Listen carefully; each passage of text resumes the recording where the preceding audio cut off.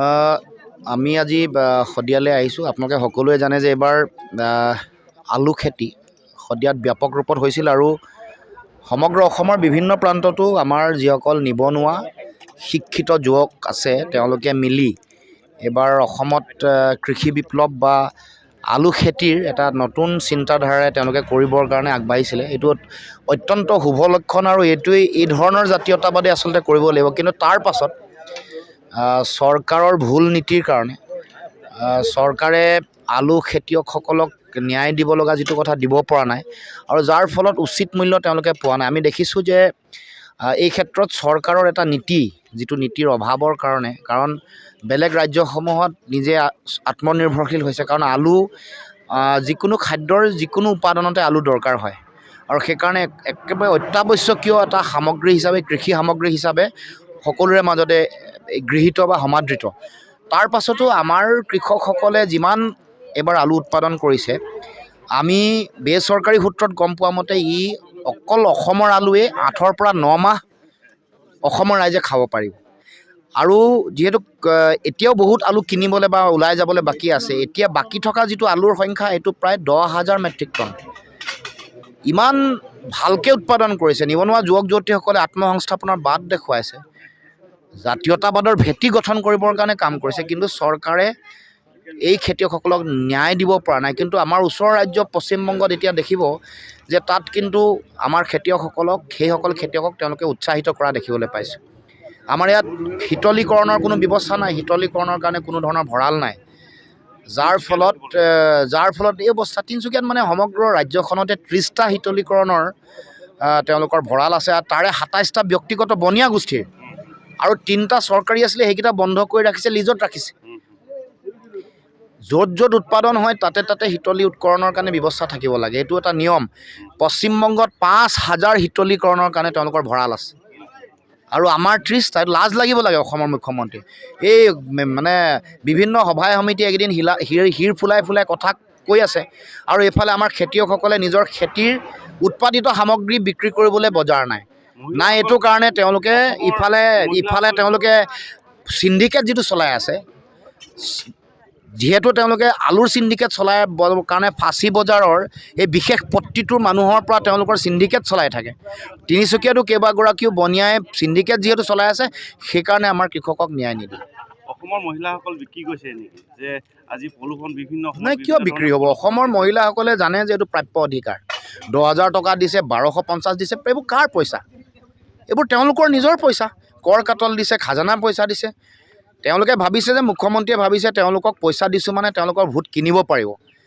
যেনেকৈ অচিনাকি মানুহৰ যোগেদি ভোট চুৰ কৰিব খুজিছে, তেনেকৈ ভাবিছে যে মহিলাসকলকো তেওঁলোকে ভোট বিক্ৰী কৰিব পাৰিব। অসমৰ মহিলাসকল তেওঁলোকে জানে যে তেওঁলোক ক্ৰেতা নহয়, সেইকাৰণে পইচা ল'ব, এইটো প্ৰাপ্য অধিকাৰ।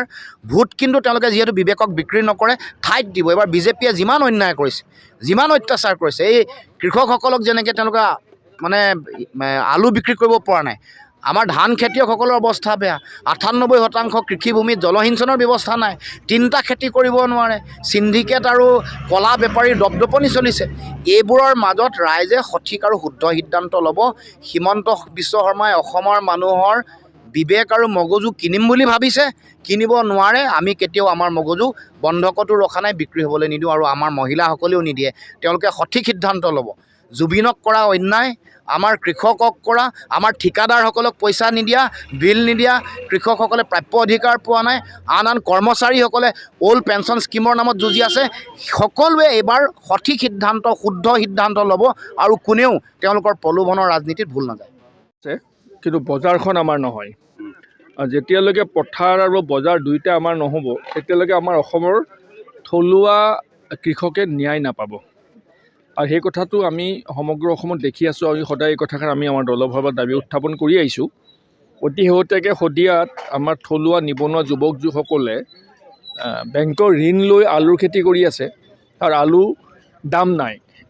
যি আলু আমি সকলো ৰাইজে মুকলি বজাৰত 25 টকা 30 টকাকৈ কিনো, সেই আলু আমাৰ স্থানীয় যুৱকসকলে কৰা খেতিৰ ফচল 7 টকাত ব্যৱসায়ীসকলে ইয়াৰ পৰা নিবলৈ আহে, দাম নাপায়, যাৰ কাৰণে গোটেই আলুবোৰ ৰাস্তাৰ ওপৰত তেওঁলোকে দলিয়াই পেলাব লগা হৈছে। ছ'চিয়েল মিডিয়াত প্ৰায় দেখা গৈছে যে ইয়াত এটা চিণ্ডিকেট চলি আছে।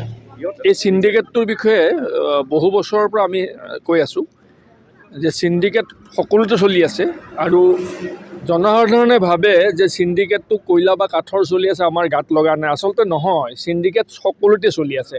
মাছত চলি আছে, মাংসত চলি আছে, পাচলিত চলি আছে, চাউল, দাইল, আলু, পিঁয়াজ সকলোতে চিণ্ডিকেট চলি আছে। অসমৰ বাহিৰৰ পৰা যিবোৰ ফচল আহে, যিবোৰ খাদ্য অত্যাৱশ্যকীয় সামগ্ৰী আহে, অসম সীমান্তত প্ৰৱেশ কৰাৰ লগে লগে তেওঁলোকৰ পৰা ৰাজনৈতিক কৰ সংগ্ৰহ কৰা হয়। সকলোবোৰ বজাৰৰ ব্যৱসায়ীবিলাকৰ ওপৰত চিণ্ডিকেট চলি আছে, যাৰ কাৰণে সামগ্ৰীসমূহৰ বজাৰখনৰ লগত প্ৰত্যক্ষ সম্পৰ্ক কৃষকৰ নাই। যেতিয়ালৈকে বজাৰৰ লগত কৃষকৰ প্ৰত্যক্ষ সম্পৰ্ক স্থাপন নহ'ব, তেতিয়ালৈকে কৃষকে উচিত মূল্য কেতিয়াও নাপাব।